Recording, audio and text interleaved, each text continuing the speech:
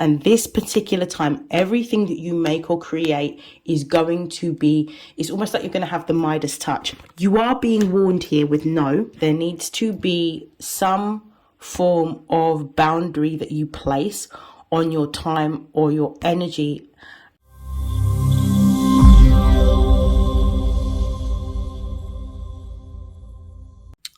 These are messages for Leo and for Leo placements for the month of June.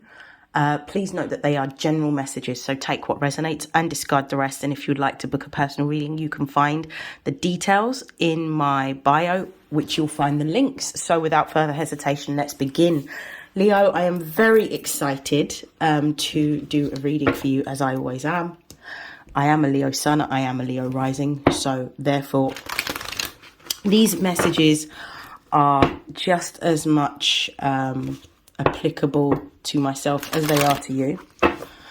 So let's see, what are the most important messages that Leo placements need to know for the month of June?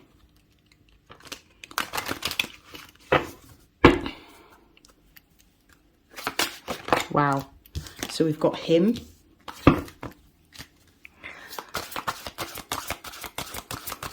This is very interesting. We've got spirit guides.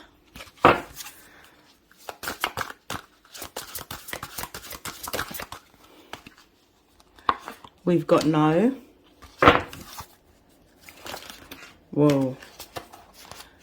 Let me shuffle again. I'm going to shuffle one more. We've got sacral chakra. Base of the deck, we've got universe. Okay. I love this reading. I'm going to talk about it. Give me one moment. Let me organize these cards. Let's talk about the universe card. You have gone through a lot in the last few months, few years. It's been a very slow building transformation. And Leos have been extremely patient. You've had a lot of transits in the last few years that have been very significant. You've had, not last year, it was the year before, I believe, that you had a transit of Venus in your sign. Then you've had Mercury transiting the fire signs. You've had Mars last year transiting your sign and then going into Cancer and then transiting back into, entering back into your sign. There has been a lot that has been happening. All of these things have been necessary. But now with this universe card, there is a portal of abundance that is opening up for you. It's going to be later on in the month. So I believe it will be between the mid to late June that you will experience a number of different synchronicities that are going to happen in order to bring your dreams into fruition. So things that you have been working on for a longer period of time, if you haven't felt like you've had the growth, the elevation, or the success, or even the support, whether it's in skills, whether it's in resources, those things are going to be changing in June. Your fortune is changing. And it's because of the fact that you've had a lot of change happening in order to bring you into alignment with what is for you. So we've got him here. This, for me, suggests that there is going to be some form of powerful or influential person that is going to be coming towards you during the month of June. They will make themselves known. There will be a number of different synchronicities that is going to confirm to you that this person is going to be very impactful in your growth, whether it's your spiritual growth, whether it's your material growth, whether it's your professional growth, whether it's growth within a creative pursuit or an endeavor. This person is going to be very, very incremental and key to your success. This is somebody that either has a following or has resources that will help you to move forward. What's really interesting as well is we've got spirit guides right next to the hymn card. So for me, this is talking about the fact that you're going to need to pay a lot of attention to your intuition at this time. You are also going to be highly sensitive. I believe that there's going to be, I can't remember when in June, but there's a significant transit. So if you are a Leo rising, Jupiter is going to move into the 12th house. Now, Jupiter is the old ruler of Pisces before Neptune was discovered. So Jupiter is going to do very well in that 12th house. This means that your intuition is going to be heightened. You're going to have even more abilities to be able to manifest what it is that you want, because Jupiter expands wherever it is. So if you have done the inner work and the inner healing to move past any types of limitations, subconscious blockages or fears, what you're going to notice is your manifestations will happen, and they'll happen at a quicker pace as a result of the vibration that you're holding right now. You are going to see a lot more animals that are going to be attracted to you. There'll be children that will be more attracted to your aura and be sort of in awe of you, because children can see auras, so they know when an energy coming towards them, they understand whether it's good or bad, because they can feel it, they can see it. They're more in tune with source energy, just as people that are at sort of the latter part of their life are more in tune to source energy. You're going to be guided during this time, and this particular time, everything that you make or create is going to be, it's almost like you're going to have the Midas touch. You are being warned here with no, and I'll pull a little bit more on that, but the no card here means that there needs to be some form of boundary that you place on your time or your energy. I do feel that this is also a warning around people from the past that might be trying to come back around this time, because you're going to be receiving some form of success, and it's almost like they're going to be able to feel it energetically that you're moving further away from them.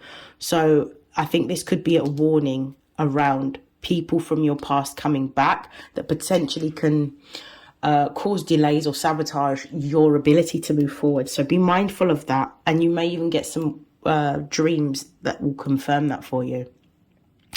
We've got the sacral chakra here.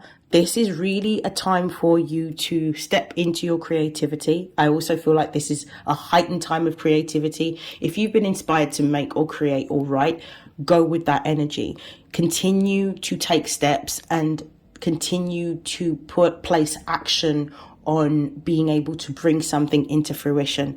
Everyone's projects are going to look very different. For some of you, it might be based on interior design. Others of you, it could be like, changing the way in which you may appear. So it might be more you looking more aesthetically pleasing through changing your clothing or your hair or your nails, changing your skincare routine, but it feels like a glow up kind of energy. You're going to also have this magnetism in terms of the way in which you are appearing or looking to others. This is also a really great time for you to have more spiritual practices that help you to channel your creative energy from your sacral chakra.